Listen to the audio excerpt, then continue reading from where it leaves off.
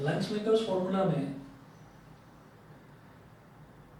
हम लिखेंगे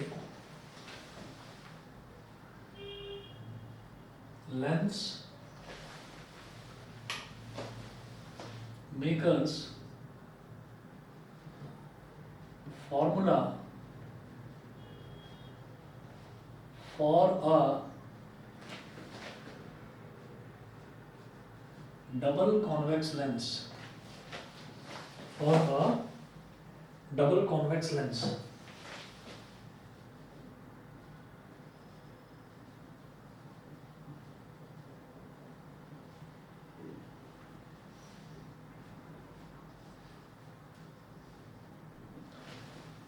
मुझे यहाँ पर ना दो चीज़ें करनी है। जैसे हम लेंस मेकर्स फॉर्मूला करेंगे तो लेंस मेकर्स फॉर्मूला हम यहाँ पर डबल कॉन्वेक्स लेंस के लिए करेंगे और डबल कॉनकेव लेंस के लिए करेंगे। डबल कॉन्वेक्स लेंस वही लेंस है जो हम 10th क्लास में भी पढ़ चुके हैं, जिसको हमने यहाँ पर बाई कॉन्वेक्स लेंस भी बोला था। फिर दोनों तरफ उसमें कॉन्वेक्स स्फेरिकल सरफेस होंगी। इसी तरीके से अगर दोनों तरफ कॉनकेव स्फेरिकल सरफेसेस होंगी तो हम उसको बोल देंगे डबल कॉनकेव या बाई कॉनकेव लेंस। ठीक है, ये करने के बाद में हमें इसी फॉर्मूला की हेल्प से ये भी पता लगाना है कि जो हम एक लेंस फॉर्मूला करते आए थे ना, जैसे हमने 10th क्लास में मिरर फॉर्मूला करा था। एक मिनट,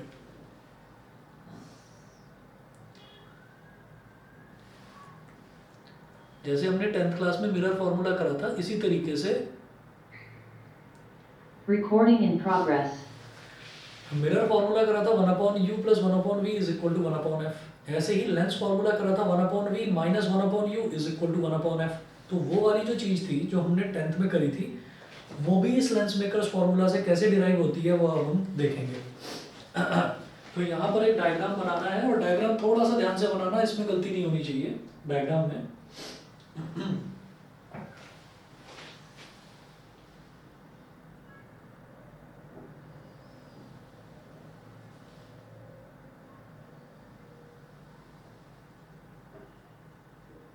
ये हमने डबल कॉन्वेक्स लेंस बना लिया। अब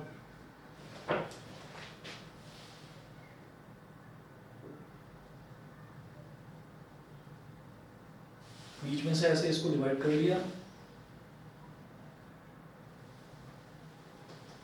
ये प्रिंसिपल एक्सिस हो गई। अब लेफ्ट हैंड साइड पर यहां पर आप बना लीजिए ऑब्जेक्ट। ऑब्जेक्ट बना लिया हमने। अब क्या होता है कि यहां से एक रे ऑफ लाइट गई ऐसे, यहां से एक रे ऑफ लाइट ऐसे स्ट्राइक करा रे ऑफ लाइट ने। रे ऑफ लाइट जिस पॉइंट पर स्ट्राइक करेगी मैं उस पॉइंट पर नॉर्मल बनाऊंगा। क्यों? क्योंकि यहाँ पर है एयर, यहाँ पर भी एयर और यहाँ बीच में ग्लास है। ठीक है, क्योंकि जो लेंस है वो ग्लास का बना होगा। तो हम दोनों तरफ पहले ये मेंशन कर देंगे, इस तरफ मैं लिख दूंगा μ1 और जो एरिया थोड़ा सा खाली दिखाई दे, हाँ, इधर हम मेंशन कर देंगे यहाँ पर μ2। यह पहले ही समझ के रखिएगा कि जैसा हम इससे पहले भी करते आए हैं, हमने रेयर मीडियम का जो रिफ्रैक्टिव इंडेक्स था उसको μ1 बोला था और डेंसर मीडियम के रिफ्रैक्टिव इंडेक्स को μ2 बोल दिया था। तो वही रखना है। ये एयर है तो रेयर मीडियम है μ1, इधर भी μ1 और मेंशन करिए इधर भी μ1। अब इसको आप बोलिए इस तरह से A, ये A और इधर आप बोल दीजिएगा B और इधर बोल दीजिए C और इस वाले पॉइंट को बोल दीजिए D। मतलब मेरे पास दो रिफ्रैक्टिंग सरफेसेस है, बेटा ध्यान रखिएगा इस बार, दो रिफ्रैक्टिंग सरफेसेस। एक रिफ्रैक्टिंग सरफेसेस ये फ्रंट वाली ABC, एक रिफ्रैक्टिंग सरफेस ये बैक वाली ADC। तो ABC और ADC दो रिफ्रैक्टिंग सरफेसेस मेरे पास हैं। अब देखिएगा क्या करेंगे। जैसे ही ये यहाँ पर, अभी मैं आगे की सोचूंगा ही नहीं, अभी तो मैं ये देख रहा हूँ कि ये μ1 से μ2 यानी कि रेयर से डेंसर मीडियम में एंटर कर रही है लाइट। ठीक है, तो सिर्फ पहले रिफ्रैक्टिंग सरफेस की बात करेंगे तो यहाँ पर एक नॉर्मल बनाना पड़ेगा मुझे। इस सरफेस पर मैंने एक नॉर्मल बना लिया ऐसे। इस नॉर्मल को जब मैं एक्सटेंड करूंगा तो बेटा यहाँ पर ये जिस पॉइंट प्रिंसिपल एक्सिस पर जहां नॉर्मल स्ट्राइक करती है उसको मैं सेंटर ऑफ कर्वेचर बोल देता हूँ। तो ये पहली वाली सरफेस है यहाँ पर, तो इसलिए पहली वाली सरफेस का centre of curvature is called C1। इसलिए इस तरफ C1 बोला जाता है। ये C1 हो गया, ठीक है। अब क्या करेंगे, अब यहाँ पर सोचिएगा कि अगर यहाँ से ये एयर से ग्लास में एंटर ना करती तो ये रे ऑफ लाइट सीधी चली जाती, but it is entering from air into glass, air से ग्लास के अंदर एंटर कर रही है तो it will bend towards the normal. ये नॉर्मल है, थोड़ा सा नॉर्मल की तरफ ये बेंड कर जाएगी, ऐसे हो जाएगी। ये समझ में आ गया? दिखाई दे रहा बेटा? अगर कायदे से जाती तो सीधी चली जाती, लेकिन it will move towards the normal, थोड़ा सा नॉर्मल की तरफ ये बेंड कर जाएगी। अब नॉर्मल की तरफ जैसे ही इसने बेंड करा तो अब दिखाई दे रहा है सबको कि नहीं? Yes sir. यस। चलिए एक चीज दिखाता हूँ, ये जैसे ये हमारा नॉर्मल है तो उतना क्लियर नहीं लग रहा था ये, अब शायद आप समझ जाओगे आप कि यहाँ से तो ये सीधी रे ऑफ लाइट जाएगी, हमने थोड़ा सा ज़्यादा बेंड कर दिया नॉर्मल की तरफ ताकि क्लियर दिखाई दे जाए, नहीं तो वो बिल्कुल सीधा सा ही लग रहा था। तो आप देखिएगा कि सीधी जाती तो ऐसे जाती, नॉर्मल की तरफ बेंड कर गई तो इस तरह से कर गई। समझ गए? डायग्राम ना समझ में आए तो मैं थोड़ा जूम करके दिखा देता हूँ, ठीक है? चलिए जूम आउट कर रहा हूँ उसको।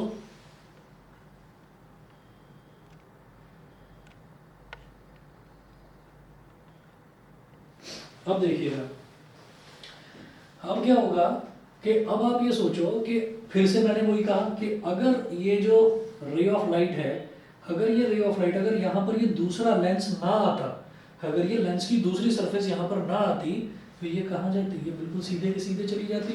तो आप इसको एक बार ना सीधे ऐसे ड्रॉ कर दो।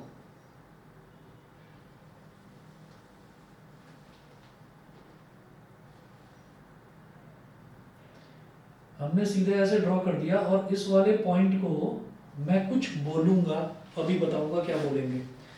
अब जरा आप ये सोचो कि भाई यहाँ से ये स्ट्राइक कर रही है तो बेटा इस पॉइंट पर भी मुझे नॉर्मल बनाना होगा, बिल्कुल बनाना होगा। तो इस पॉइंट पर नॉर्मल बनाइए।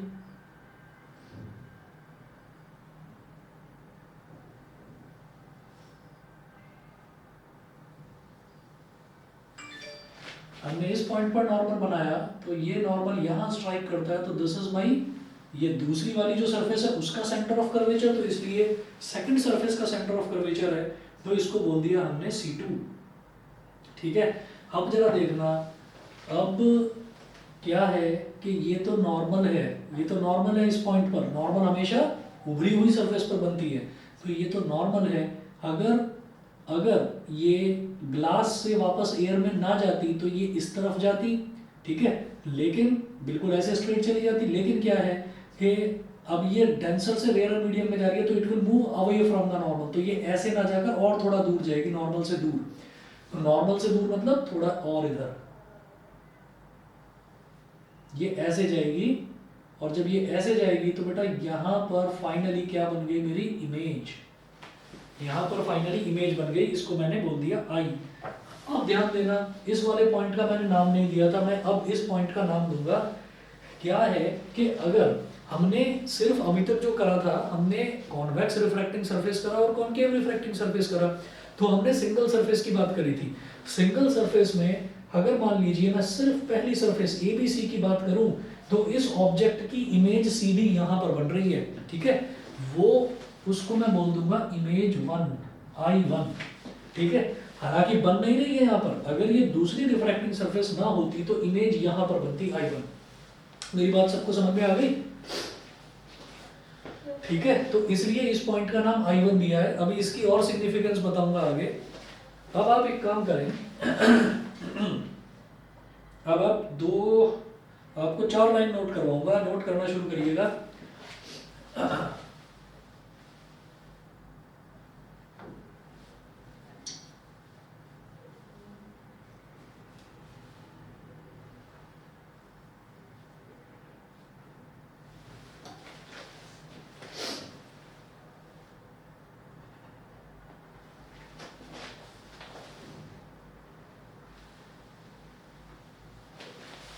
हाँ जी, नोट करें, suppose a point object O is placed on the principal axis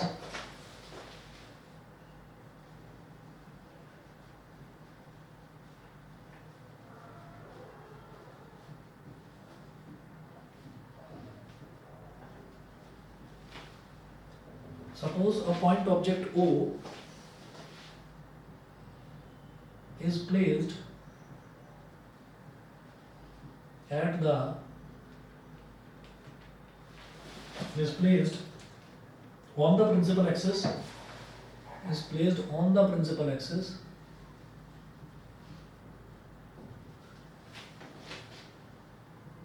in the rarer medium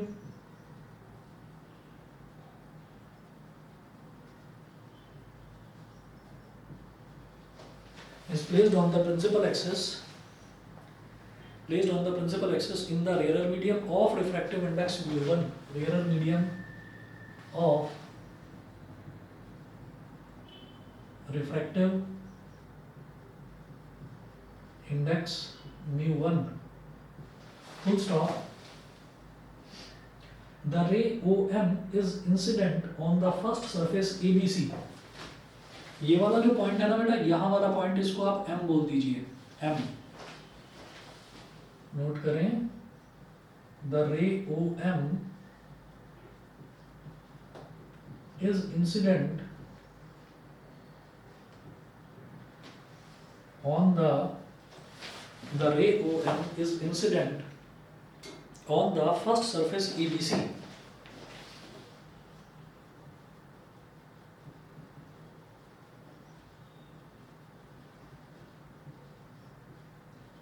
And is refracted along MN.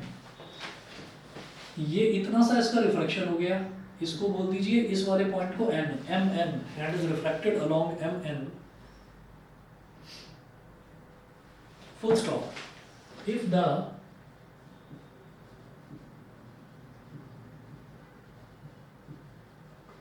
second surface ADC, if the second surface ADC were absent, if the second surface ADC were absent, comma, the ray MN would have met the principal axis, the ray MN would have met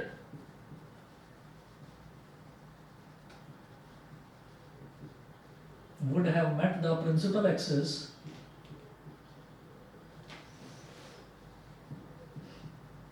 at I1, would have met the principal axis at I1. So we can treat I1 as the real image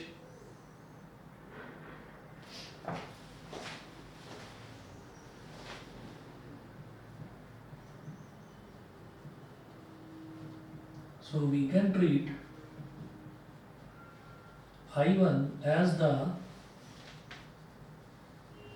real image formed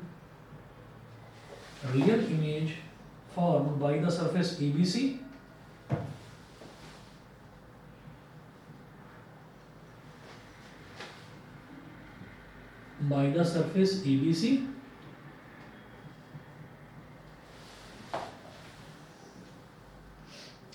in the medium of refractive index mu2, in the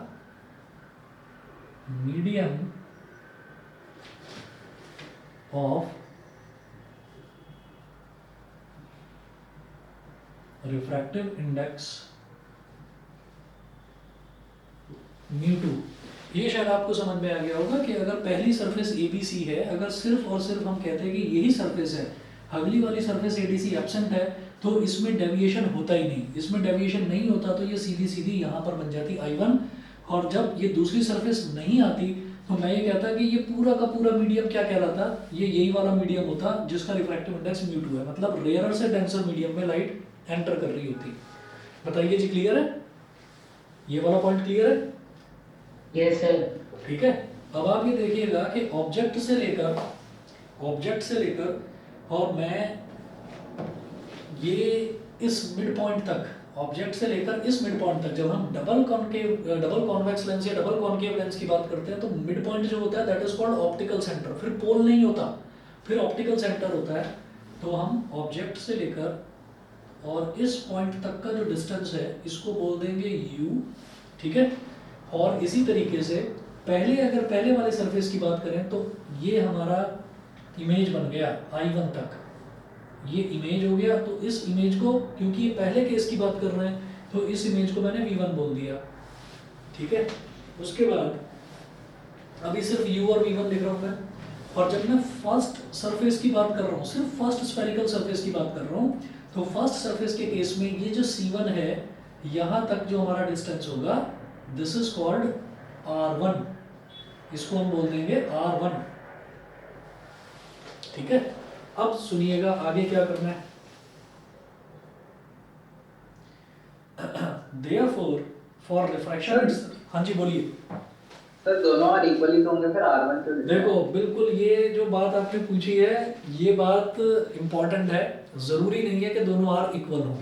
क्या हो सकता है कि ये ज्यादा curved हो सकता है, ये थोड़ा कम कर्व्ड हो सकता है, ठीक है। तो ये जरूरी नहीं है कि दोनों आर इक्वल हो। हाँ, 10th क्लास में जो हमने करा था उसमें दोनों आर हमारे इक्वल होते थे। उसमें हम ये कहते थे कि सेम स्फीयर में से ही हमने दोनों टुकड़े काट कर और चिपका दिए, समझ गए। तो दोनों आर अलग अलग हो सकते हैं। अब क्लियर है? Yes sir. ठीक है। अब चलिएगा आगे। Therefore, for refraction at surface ABC, for refraction at surface ABC, refraction at surface ABC सोचिएगा क्या है?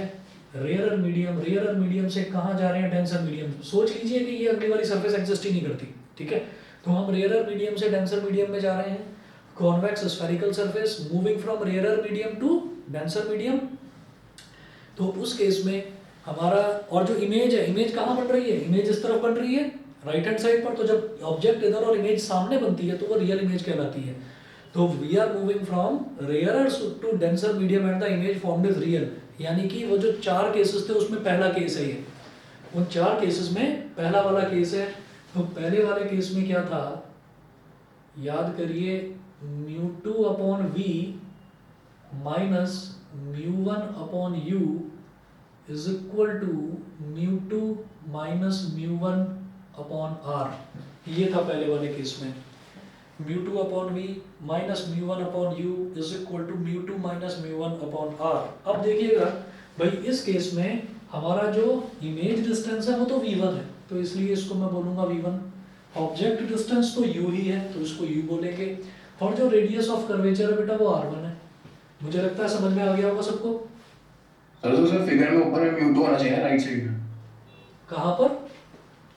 फिगर में सर राइट साइड में। हाँ, ये राइट साइड में म्यू2 ही होता अगर ये वाला हमारा जो सेकंड सरफेस एग्जिस्ट ही नहीं करता और ये सारा का सारा सेकंड मीडियम होता, तो समझ रहे हैं? हाँ सर, हो गया। ठीक है। तो अब आप जरा समझिएगा कि ये तो हमारा पहला केस हो गया, इसको आप बोल दीजिए इक्वेशन नंबर 1, ठीक है। अब क्या है, लेकिन कहानी तो ऐसी नहीं है। अब हम ये कहेंगे बट एक्चुअली, यहां पर देखिए जगह थोड़ी कम है लेकिन मैं इसी में लिखूंगा, आप समझना। बट एक्चुअली द रे Mn suffers another refraction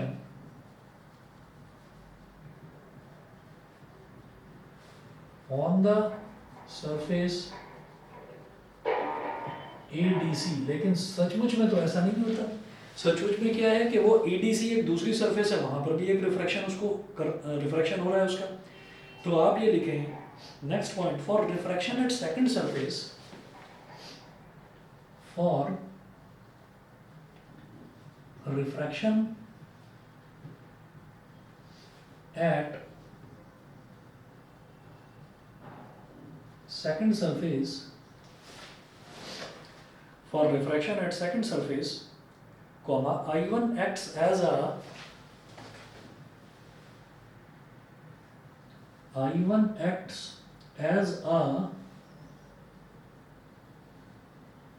virtual object. I1 acts as a virtual object placed in the medium of refractive index mu2. Placed in the, अब ये आगे का मिटा करना इधर लिख रहा हूं मैं, ये नोट कर लिया था ना सबने इधर वाला? Yes sir. ठीक है, placed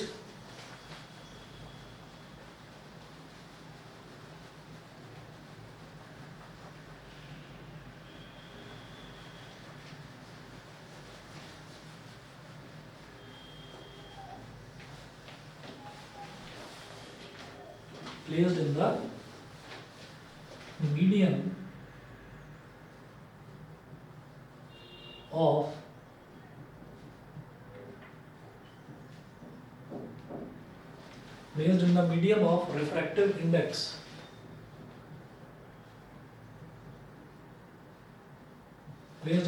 of refractive index mu2, placed in the medium of refractive index mu2, and I is the real image, इसी में लिखें, and I is the real image formed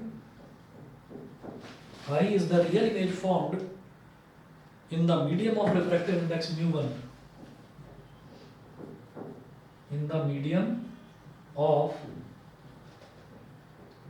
refractive index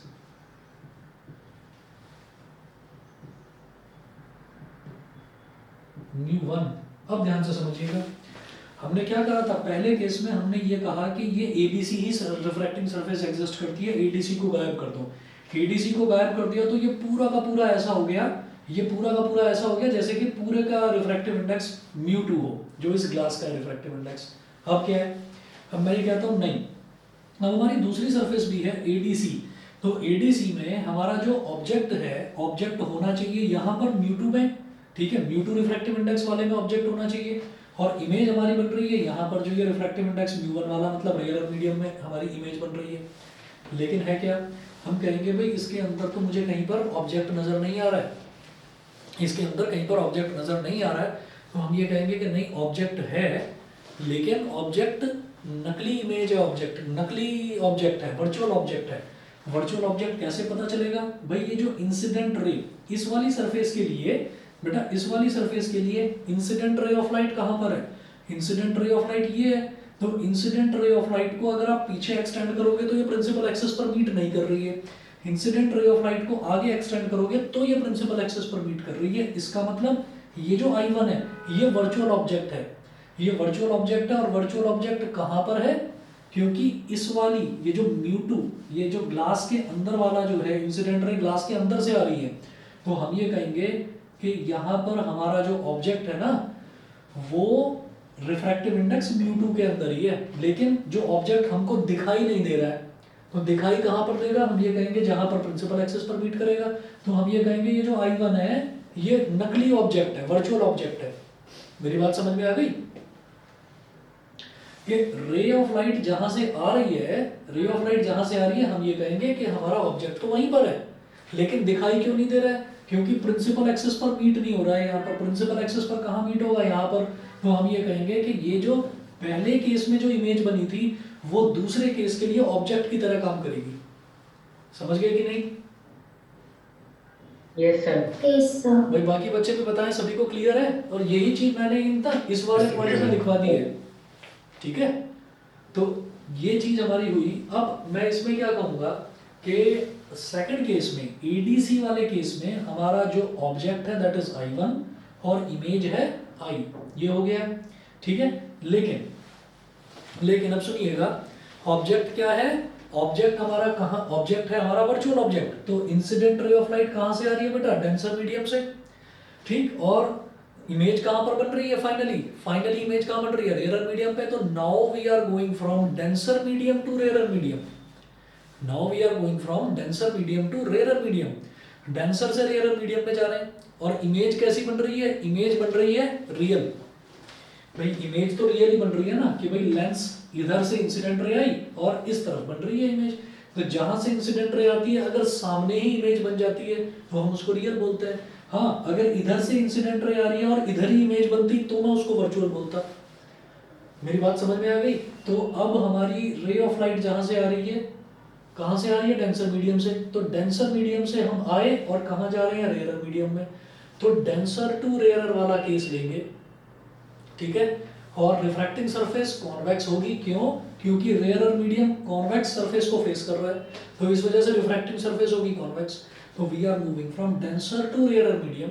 तो denser to rare medium and image formed is real, तीसरा case.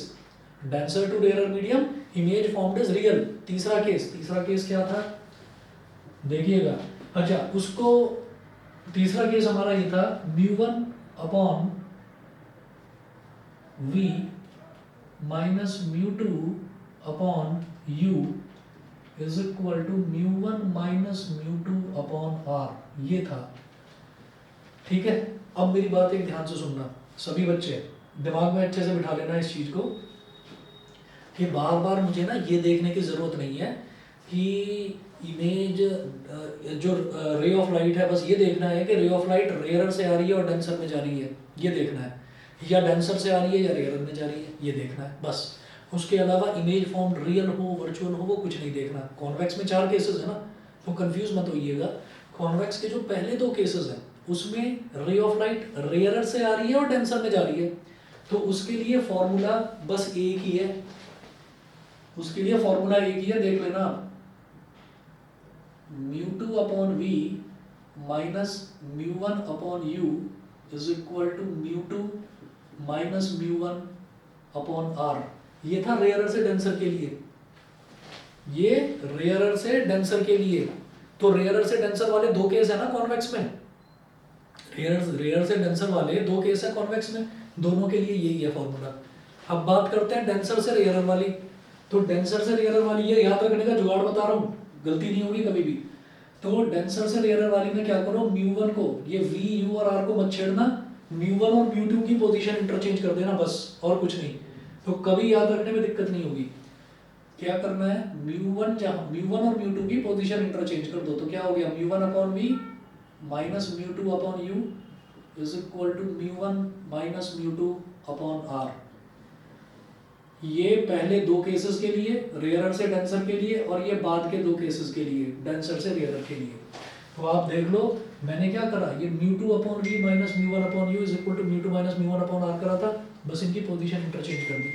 अब ये देखो कि जो v है वो v क्या है, v है हमारा ऑब्जेक्ट डिस्टेंस, समझिएगा, v है object distance, sorry object distance कह रहा हूं, इमेज डिस्टेंस। v तो इमेज डिस्टेंस होता है, तो इमेज एक्चुअल में क्या है, एक्चुअल में इस केस में एडीसी वाले में इमेज ये बन रही है मेरी, तो ये क्या है, v है, ठीक है। तो v को तो v ही रहने दो। ऑब्जेक्ट है इस केस में वर्चुअल ऑब्जेक्ट, लेकिन वर्चुअल ऑब्जेक्ट का डिस्टेंस कितना है, v1, तो बेटा यहां आप लिखोगे v1। और इस वाले दूसरे वाले सरफेस में हमारा सेंटर ऑफ कर्वेचर कहां बन रहा है, यहां पर बन रहा है, सेकंड सरफेस का सेंटर ऑफ कर्वेचर C2, तो ये बोलेंगे हम इसको R2। This is my equation number 2। समझ में आ गया हो तो आगे बढ़ूंगा, नहीं तो दोबारा बताऊंगा। बताइए भाई सर एक बार और बता दें। दोबारा बताते हैं, रुकिए। देखो ये वाला तो पहले वाला सरफेस का तो क्लियर होगा, ठीक है सर। ठीक है, मैं सेकंड सरफेस की बात करता हूँ। तो हम हमेशा ये देखते हैं कि हमारी जो रे ऑफ लाइट है हमारी रे ऑफ लाइट कहाँ से आ रही है, हमारी रे ऑफ लाइट अगर डेंसर मीडियम से आ रही है, डेंसर से रेयर में जा रही है हमारी रे ऑफ लाइट, तो बस हम इस चीज को ध्यान में रखेंगे। तो आप ये देखो कि सरफेस एडीसी के लिए रे ऑफ लाइट कहाँ से आई बेटा, डेंसर मीडियम से, ये वाली रे ऑफ लाइट ली जाएगी, और ये मीडियम क्या है, विद रिफ्रैक्टिव इंडेक्स μ2, यानी कि ये डेंसर मीडियम है। और यहाँ से रे ऑफ लाइट कहाँ जा रही है, रेयर मीडियम में जा रही है, ठीक है। रेयरर मीडियम में। तो हम ये कहेंगे कि डेंसर टू रेयरर वाला फॉर्मूला कौन सा है बेटा, ये μ1/v minus μ2/u is equal to μ1 minus μ2/r, ये है। ठीक, अब μ1/v, v क्या है, इमेज डिस्टेंस, तो इमेज तो ये बन रही है फाइनली v, तो इमेज डिस्टेंस v है तो v की जगह v ही रहने दिया। μ2/u, u क्या है, ऑब्जेक्ट डिस्टेंस। अब यहाँ पर इंसिडेंट रे जो आती है वो हमेशा ऑब्जेक्ट से आती है, दोबारा समझना, इंसिडेंट रे जो आती है हमेशा ऑब्जेक्ट से आती है, लेकिन ऑब्जेक्ट अगर इस इंसिडेंट रे को मैं पीछे एक्सटेंड करूं तो इधर प्रिंसिपल एक्सिस पर मीट नहीं कर रही है। हाँ, अगर इसको आगे एक्सटेंड कर रहा है तो ये प्रिंसिपल एक्सिस पर मीट कर रही है, लेकिन जब इसको हमने आगे एक्सटेंड करा तो साफ दिखाई दे रहा है कि भाई ये तो आप वर्चुअली आगे एक्सटेंड कर रहे हैं ना, क्योंकि ऑब्जेक्ट तो पीछे होना चाहिए था जब पीछे से रे ऑफ लाइट आ रही है। तो जब मैं इसको आगे एक्सटेंड कर रहा हूँ तो this I1 is behaving like a virtual object. मेरी बात अब समझ में आ गई? Yes sir. This I1 is behaving like a virtual object. तो I1 से और ऑप्टिकल सेंटर तक का जो डिस्टेंस है V1, ये क्या हो जाएगा, ये हो जाएगा ऑब्जेक्ट डिस्टेंस। तो इसलिए मैंने ऑब्जेक्ट डिस्टेंस U की जगह लिख दिया V1, और अब मैं साइन वगैरह कुछ नहीं लूंगा क्योंकि साइन कन्वेंशन में फॉर्मूले के अंदर ले चुका हूँ।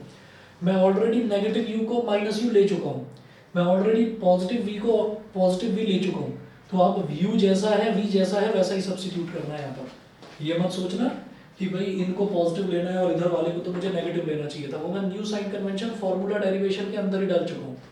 ठीक है, अच्छा, तो यहाँ आ गया V1। अब μ1 माइनस μ2, तो भैया सेकंड सरफेस का सेंटर ऑफ कर्वेचर कौन सा है, ये जो सेकंड सरफेस है इस पर जो नॉर्मल डाली थी ये प्रिंसिपल एक्सिस को यहाँ मीट कर रहा है, तो सेंटर ऑफ कर्वेचर ये। हाँ जी बताओ सर। जो थर्ड केस था उसमें तो सर जो हमारा ऑब्जेक्ट था वो डेंसर मीडियम में लाई करता था। हाँ बिल्कुल, यहाँ तो सर हमारे डेंसर मीडियम में कोई ऑब्जेक्ट ही नहीं है, तभी तो उसको वर्चुअल ऑब्जेक्ट बोल रहे हैं बेटा। भाई डेंसर मीडियम से रे ऑफ लाइट आ रही है, ठीक है, तो यही तो चीज है कि डेंसर मीडियम में कोई ऑब्जेक्ट ही नहीं है, और ऑब्जेक्ट वर्चुअल ऑब्जेक्ट भी तुम्हारा रेयर मीडियम में लाई कर रहा है ना। वो कोई बात नहीं, वो कोई बात नहीं। हम तो ये देखेंगे कि रे ऑफ लाइट कहाँ से आ रही है। रे ऑफ लाइट डेंसर मीडियम से आ रही है, तो उसके बाद जब मैं इसको इधर एक्सटेंड करूंगा ना, जब मैं इसको इधर एक्सटेंड करूंगा तो ये मिलेगा रेयर मीडियम पर ही जाकर, वो कोई बात नहीं। मैं तो ये देखूंगा कि वो रे ऑफ लाइट हमारी कहाँ से आ रही है। रे ऑफ लाइट तो डेंसर मीडियम से आ रही है। सुनिएगा, रे ऑफ लाइट ही देखी जाएगी, क्योंकि हमने जो चारों केसेस देखे हैं उसमें ऑब्जेक्ट नहीं लिखा था, उसमें ये था when the ray of light moves from denser medium to rare medium. समझ गए? Okay sir. हाँ, तो अब रे ऑफ लाइट के ही रेस्पेक्ट में हम देखेंगे। अब देखिए जरा, हमने ये देख लिया कि ऑब्जेक्ट तो यहाँ पर लाई कर नहीं रहा है, तो जब कर नहीं रहा है तो तभी तो इसको नकली ऑब्जेक्ट यानी कि वर्चुअल मतलब नकली, तो इसको हमने वर्चुअल ऑब्जेक्ट बोल दिया। अब इसके बाद आप देखना कि मेरे पास इक्वेशन 1 आ गई और इक्वेशन 2 आ गई। अब आपको सीधे सीधे क्या करना है, इक्वेशन 1 और 2 दोनों को ऐड कर देना है। Adding equation 1 and 2 we get, adding equations 1 and 2 we get, दोनों को जब ऐड करेंगे तो बेटा आप ये देखो, ये μ2/v1 प्लस का है, ये μ2/v1 माइनस का है, तो पहले LHS ऐड कर दो। μ2/v1 minus μ1/u plus μ1/v minus μ2/v1, ठीक है, is equal to μ2 minus μ1/r1,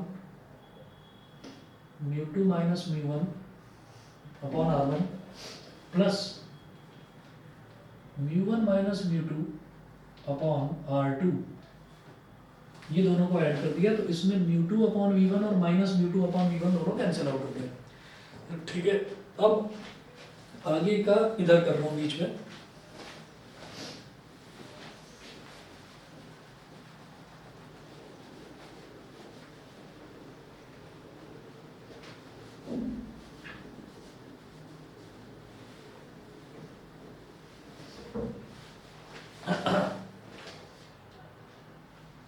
अब देखिएगा, अब बेटा इसमें क्या करेंगे हम, यहाँ पर दोनों में म्यू1 है तो म्यू1 कॉमन ले लो,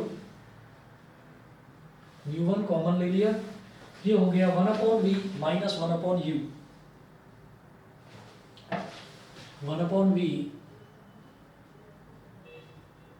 माइनस 1/u। और इधर क्या करो, इधर माइनस कॉमन ले लो ताकि म्यू2 माइनस म्यू1 बन जाए।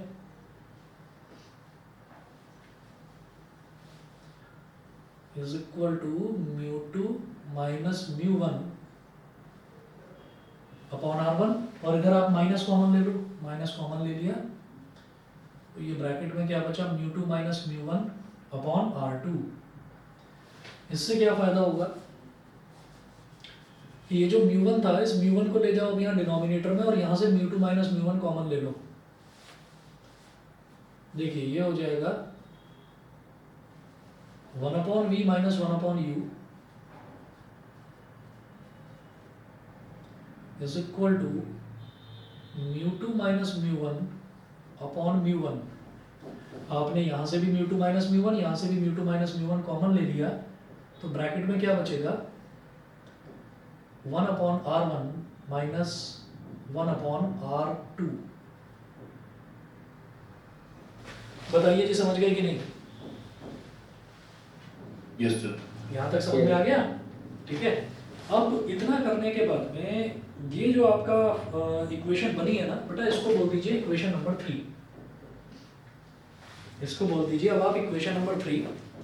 अच्छा, डायग्राम जो है ये, अब इस डायग्राम की मुझे ज़रूरत नहीं है, डायग्राम मुझे जितना समझना था समझ लिया, अब मैं इस डायग्राम को मिटा रहा हूँ।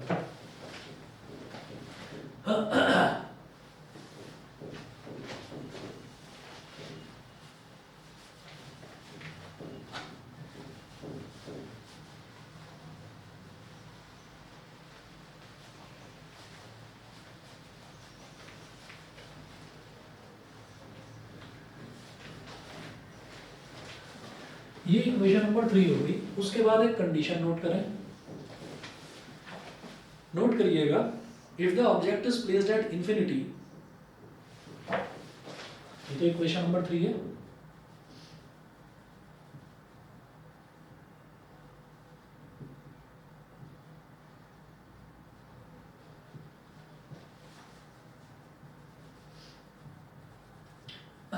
If the object is placed at infinity,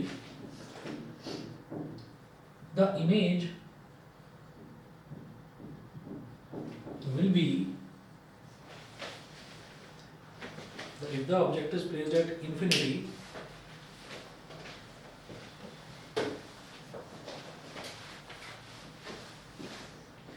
the image will be formed at focus। देखिए ये यूनिवर्सल रूल है, ये वही है जो 10th में करा था कि ऑब्जेक्ट को इन्फिनिटी पर रखा तो इमेज फोकस पर बन गई, और ऑब्जेक्ट को अगर फोकस पर रखा तो इमेज इन्फिनिटी पर बन गई। तो if the object is placed at infinity, the image will be formed at focus, will be formed at focus. That is if u is equal to infinity, then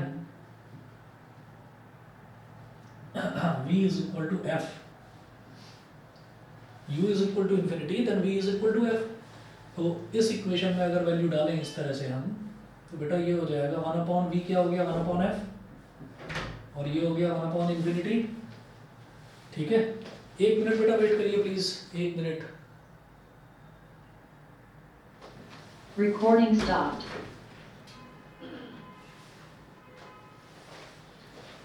मैं 1 minute में आ रहा हूँ, please 1 minute wait करिएगा।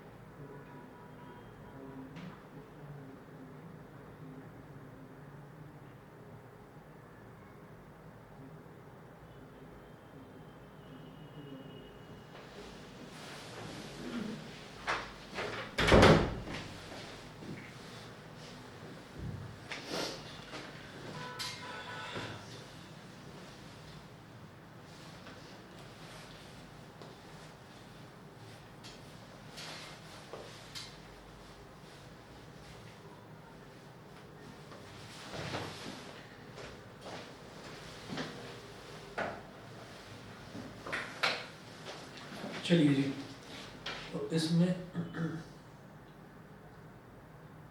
Recording in progress. हाँ जी, तो अब आप ये देखिएगा कि ये हो गया 1/f minus 1/infinity is equal to μ2 minus μ1 upon μ1 into 1/r1 minus 1/r2, ठीक है। और 1/infinity क्या होता है, 0 होता है, 1/0 होता है infinity, 1/infinity होता है 0, तो ये हो गया हमारा 0। It implies that 1/f is equal to μ2 minus μ1 upon μ1 multiplied by 1/r1 minus 1/r2। इसको एक बॉक्स में एनक्लोज कर दो, इसको बोलिए इक्वेशन नंबर 4, ठीक है। नोट करिएगा, this is lens makers formula, this is lens makers formula. ये तो लेंस मेकर्स फॉर्मूला है। मैंने अभी डबल कॉन्वेक्स लेंस को लेकर ये लेंस मेकर्स फॉर्मूला डिराइव करा है। अगर हम डबल कॉन्केव लेंस भी लेकर करते हैं तो भी सेम ही आएगा, सेम प्रोसीजर। आप ये देखिएगा कि इससे पहले जो हमने टोटल 6 डेरिवेशंस करे हैं, उन 6 के 6 डेरिवेशंस में मैंने सेम प्रोसीजर फॉलो करा था। वही triangle NOC, triangle NIC, rays are paraxial, उसके बाद एंगल इज वेरी स्मॉल, उसके बाद tan alpha, tan beta, tan gamma, और फिर स्नेल्स लॉ लगाकर हमने डिराइव करा हर एक डेरिवेशन में। तो जैसा ये डेरिवेशन है बिल्कुल सेम वैसा ही कॉन्केव लेंस वाला भी डेरिवेशन होगा, डबल कॉन्केव लेंस वाला, और उससे भी मैं इसी नतीजे पर पहुंचूंगा। तो उसमें सिर्फ और सिर्फ हमारा डायग्राम का अंतर होगा कि हमारा जो डायग्राम है वो अलग तरीके से बनेगा, ठीक है। तो वो डायग्राम बनाने के बाद में फिर आपको जितना टाइम ये समझने में और करने में लगा है उसमें उतना टाइम नहीं लगेगा। तो जैसे this is lens makers formula, ये हो गया। उसके बाद हम ये कहते हैं if we compare equation 3 and equation 4, if we compare equation 3 बल्कि हाँ, if we compare equation 3 and equation 4, then we get equation 3 में क्या है बेटा, 1/v minus 1/u is equal to μ2 minus μ1 upon μ1 into 1/r1 minus 1/r2। Equation 4 में क्या है, 1/f is equal to, right hand side same है equation 3 और equation 4 की, तो 1/v minus 1/u is equal to 1/f। Note करें, this is called thin lens formula. Lens makers formula underline करो, thin lens formula ये भी underline करिए। आप जब सिलेबस उठाकर देखेंगे फिजिक्स का तो 2 टॉपिक्स लिखे हुए हैं, एक है लेंस मेकर्स फॉर्मूला, फिर उसके बाद में है आपका थिन लेंस फॉर्मूला। ये दोनों टॉपिक अलग अलग करके लिखे हुए हैं लेकिन दोनों का डेरिवेशन सेम है। अगर लेंस मेकर्स फॉर्मूला आता है तो यही रुक जाओ बस, ठीक है। यहाँ तक आपका लेंस मेकर्स फॉर्मूला का डेरिवेशन आ गया, और दोनों ही चीजें 5 नंबर का क्वेश्चन बनता है इस पर। तो लेंस मेकर्स फॉर्मूला आ जाए तो यहाँ तक करना है, थिन लेंस फॉर्मूला आता है तो बस ये और कर देना है। ये वही वाला फॉर्मूला है 1/v minus 1/u is equal to 1/f जो आपने 10th क्लास में करा था। बताइए जी, समझ में आ गया कि नहीं? इस तरह भी ठीक है। तो कहने के लिए डेरिवेशन एक है, शुरुआत में बस एक बार आपको समझने में थोड़ा सा टाइम लगेगा। अच्छा, कई बार क्या होता है, कई बार वो ना आपसे ये कह देते हैं कि आप लेंस मेकर्स फॉर्मूला डिराइव करें for a double concave lens, ठीक। तो डबल कॉन्केव लेंस वाला डेरिवेशन मैंने अभी नहीं करा है, वो कल एक्स्ट्रा क्लास लेकर उसमें करवाऊंगा, ठीक। अच्छा, अब इसके बाद बस एक चीज और नोट करें, छोटी सी चीज है, वो हम पहले भी कर चुके हैं, पहले वाली डेरिवेशंस में भी करी थी। When the lens is placed in air,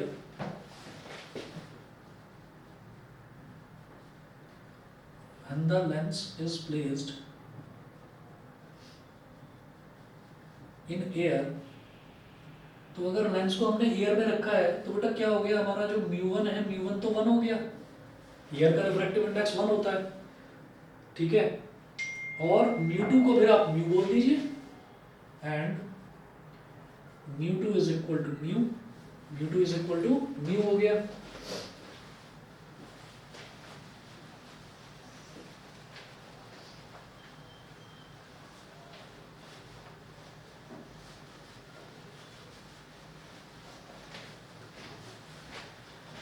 Then lens maker's